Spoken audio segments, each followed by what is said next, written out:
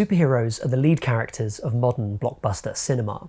We've swung through the streets with Spider-Man, brooded on Gothic rooftops with Batman, fought alongside the Avengers. But in a world with superheroes, what's life like for the B-listers? Or even the C-listers? In the neon lights of Champion City, those C-listers are the crime-fighting trio, the Shoveler, the Blue Raja, and Mr. Furious.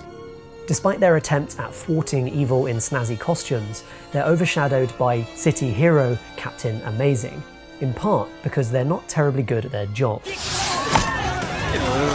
Captain Amazing has bigger problems. His overwhelming success means there's no supervillains around to match up to him, and he's beginning to lose sponsors as a result. His response is to free the incredibly dangerous Casanova Frankenstein, an evil genius who quickly sets about enacting a doomsday plan. Created in the heady days of 1999, before the successes of Sam Raimi's Spider-Man or the Fox X-Men movies, Mystery Men's parody elements are most obviously aimed at the tanking Batman franchise, on its last legs after the flop of Batman and Robin.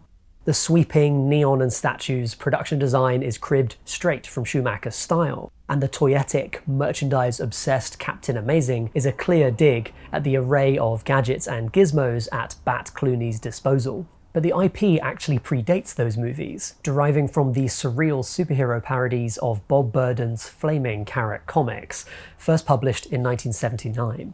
And surprisingly, 20 years after its initial release, the film's commentary could just as easily apply to the MCU and DCEU movies being made today.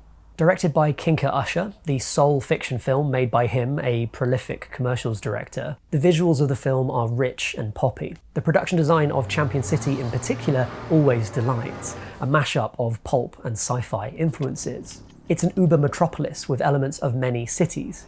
Double-decker buses exist alongside elevated trains, airships, and multilinguistic street signs. If you're looking for attention to detail, just try and keep track of how many different language newspapers you can see. Aside from its rich visuals, and bucking the cliché trend of movies directed by commercials filmmakers, Mystery Men's real strength is in its loose, improvisational feel. Despite the high-stakes premise, the team spend most of their time sat around in diners or bars, arguing over group politics and quibbling about their costumes and gimmicks.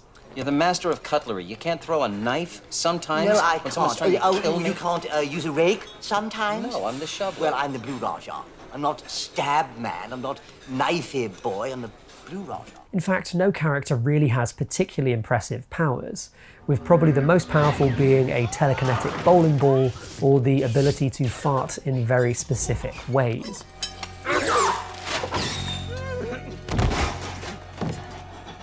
Silent, but deadly. With less spectacle to fall back on, there's a character focus instead, which lends a surprising weight to the very silly story. Roy, Mr. Furious, is so focused on the superhero image that he's cultivating that he alienates the cute waitress at the diner. The bowler has a complex relationship with her father, primarily because he's a skull in a bowling ball. Yes, a father's role is vital in a child's life as well, I know this. No, I'm not disrespecting you. Well, you have to respect me too. You have to allow me to have conversations in a bar-type situation and talk to my new friends. And while the Shoveler might be a superhero by night, his marriage gets worse day by day. I said I was gonna leave you, Eddie, and I meant it. But still, when faced with near certain death in the finale, he chooses to fight on, with just about the most prosaic protest ever. This is egg salad. It's loaded with cholesterol. The wife won't even let me touch it. Hardly seems to matter now, because chances are we're already dead. Bruce Wayne he is not, but he's also way more relatable. William H. Macy does excellent work in playing his scenes about as straight as possible, but the rest of the cast is a lot looser, with the team rounded out by the comedic talents of Ben Stiller, Hank Azaria, Janeane Garafalo, and Paul Rubens. There are funny character moments, and there are insightful bits about the reality of superhero stories. Lance Hunt wears glasses. Captain Amazing doesn't wear glasses. He takes them off when he transforms. That doesn't make any sense. He wouldn't be able to see. Outside of its straightforward parody elements, Mystery Men overflows with ideas. An extended pastiche of The Warriors sees Eddie Izzard leading a gang of disco boys, their theming matched by a whole array of gangs across the city, including cameos from, of all people, Michael Bay and CeeLo Green as their leaders. Tom Waits shows up as a mad scientist, an inventor of non-lethal weapons who lives in a funfair and operates a chicken rental side business. How many movies do you know that have enough ideas to push Tom Waits to the end of a review? The best thing about Mystery Men, though, is that it's an expertly balanced example of how to make a parody, treading the fine line between mocking its characters and setting while still holding on to a triumphant story that the audience can root for.